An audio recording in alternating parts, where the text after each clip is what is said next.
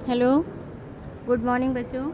आज हम आपको स्वदेश प्रेम पढ़ाने जा रहे हैं। नेक्स्ट चैप्टर चींटी के बाद वाला हिमालय के बाद वाला महादेवी वर्मा का हमने आपको हिमालय पढ़ाया था। उसके बाद है स्वदेश प्रेम रामनरेश त्रिपाठी का। तो आज हम आपको स्वदेश प्रेम का पहला पद्यांश पढ़ाने जा रहे हैं। देखिए, अतुलनीय जिनके प्रताप का साक्षी है प्रत्यक्ष दिवाकर। यहाँ पर अपने देश की महिमा का, अपने देश के प्रति अपने प्रेम भावना का वर्णन करते हुए कवि कह रहे हैं अतुलनीय है जिनके प्रताप का। अतुलनीय वो होता है जिसकी तुलना ना की जा सके। तो यहाँ पे कवि क्या कह रहे हैं कि यानी हमारा जो देश है अतुलनीय है, इतना प्रतापी है, इतना प्रतापवान है हमारा देश, इतना प्रतापी है कि जिसकी तुलना किसी से की नहीं जा सकती है। और वो इतना प्रतापी है हमारा देश की साक्षी है प्रत्यक्ष दिवाकर कि उसकी साक्षी माने होता है गवाह, प्रत्यक्ष माने होता है सामने, और दिवाकर माने होता है सूर्य। यानी इतना हमारा देश इतना प्रतापी है, इसकी तुलना किसी और देश से किसी से नहीं की जा सकती है। और इसके गवाह है सूर्य, यह सामने से सूर्य उसकी यानी हमारे देश की महिमा का, हमारे देश के प्रताप का साक्षी कौन है? सूर्य है। घूम घूम और कौन है साक्षी? घूम घूम कर देख चुका है जिसकी निर्मल कीर्ति निशाकर। और ये चंद्रमा है, चंद्रमा की निशाकर यानी चंद्रमा की कीर्ति। निर्मल किरणें किसकी होती हैं?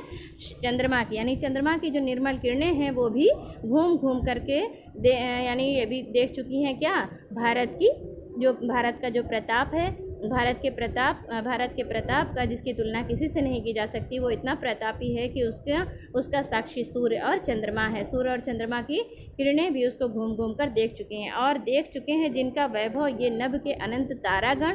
और कभी कह रहे हैं देख चुके हैं जिनका वैभव, हमारा देश इतना वैभवशाली है, इतना सुंदर है कि उसकी सुंदरता कौन देख चुका है? आकाश के अनंत तारागण यानी तारों के समूह, अनंत तारों के समूह हैं, वो भी उसकी सुंदरता को देख चुके हैं। और अगणित बार सुन चुका है नभ जिनका विजय घोष रण गर्जन। और अनगिनत बार सुन चुका है ये आकाश जिनकी विजय की घोषणा, जिनकी विजय की जो रणभूमि में होने वाली जो घोषणा होती है उनकी कि कितनी बार हमारे देश ने, हमारे भारत ने कितनी बार विजय प्राप्त की है। तो उसकी विजय की घोषणा, उसकी विजय की जो गर्जन है, जो रणभूमि में होने वाली घोषणा है, उसको अनगिनत बार कौन सुन चुका है? ये आकाश सुन चुका है। अब देखिए पद्यांश 2, शोभित है सर्वोच्च मुकुट से जिनके दिव्य देश का मस्तक।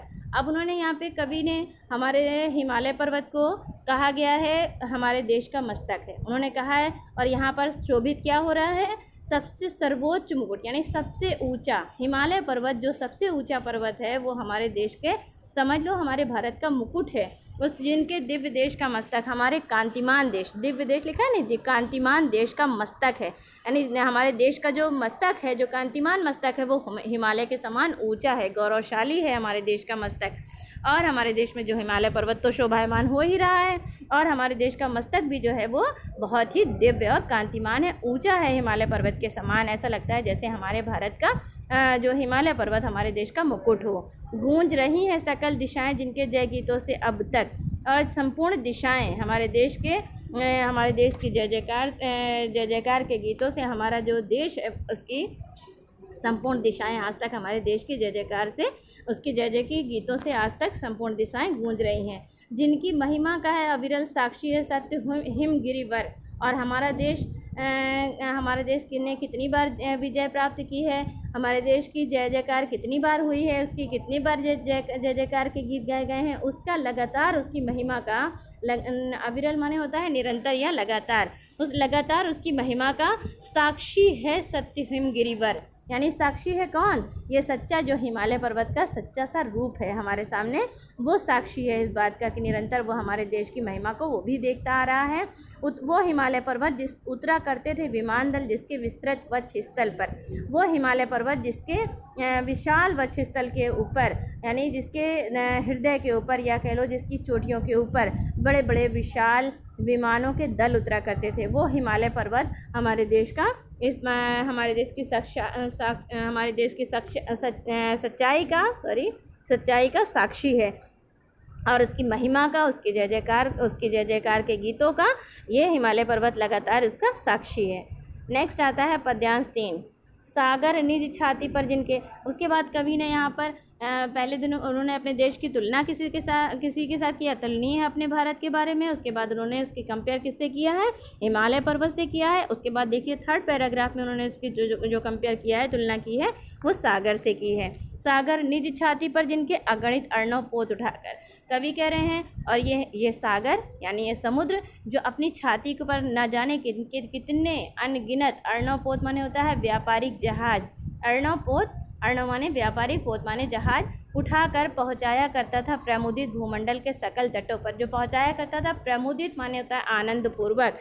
यानी हमारा जो हमारे देश का ये सागर जो अपनी छाती के ऊपर अनगिनत समुद्री जहाज को या व्यापारिक जहाज को उठा करके पहुंचाता था, आनंद पूर्वक पहुंचाया करता है संसार के संपूर्ण अलग अलग तटों पर, अलग अलग किनारों पर। सागर के अलग अलग संसार में, समुद्र तो बहुत पूरी दुनिया में फैला हुआ है, तो संसार के अलग अलग तटों पर, अलग अलग किनारों पर उसको पहुंचाया करता है। नदियां जिसकी यश धारा सी बहती अभिनिशिवासर, और नदियां जो हमारे देश की हैं, हमारी नदियों की यश की धारा, जैसे हमारी नदियों की धारा बह रही है लगातार, वैसे ही हमारे देश के जो पूर्वज हुए हैं उनके यश की धारा लगातार हमारे भारत में चलती आई है। आज तक हमारे पूर्वज जो भी हुए हैं उनके यश की धारा लगातार निरंतर चलती चली आ रही है। निशिवासर माने रात और दिन, रात और दिन हमारे देश के जो पूर्वज हुए हैं उनके यश की धारा लगातार रात दिन चलती रही है।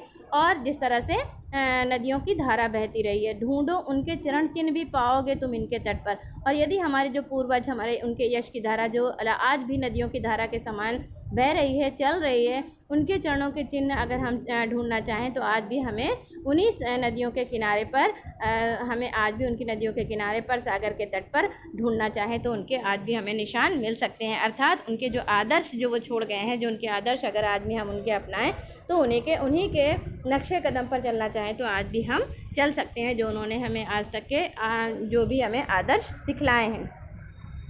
नेक्स्ट पैराग्राफ आता है बच्चों, पद्यांश 4। विश्वत रेखा का वासी जो जीता है नित हाफ हाफ कर। कवि कह रहे हैं विश्वत रेखा देश का नाम है, तो कहते हैं विश्वत रेखा का वासी, वासी माने रहने वाला, वास करने वाला, जीता है यानी विश्वत रेखा में बहुत भीषण गर्मी पड़ती है, तो वहाँ इतनी भीषण गर्मी पड़ती है कि वहाँ का वासी हाफ हाफ कर जीता है, हाफ हाफ कर अपने जीवन का व्यतीत करता है, लेकिन रखता है अनुराग अलौकिक वो भी अपनी मातृभूमि पर। लेकिन इतनी भीषण गर्मी पड़ती है तो इसका मतलब ये नहीं है कि वो अपने देश से नफरत करेगा, अपने देश से घृणा करेगा, वो भी अपने देश से बहुत मोहब्बत करता है, वो भी अपने देश से अनुराग यानी प्रेम, अलौकिक प्रेम करता है अपनी मातृभूमि पर, और अपनी मातृभूमि पर हंसते हंसते अपने प्राणों को निछावर करता है। कौन? विश्वत रेखा का वासी।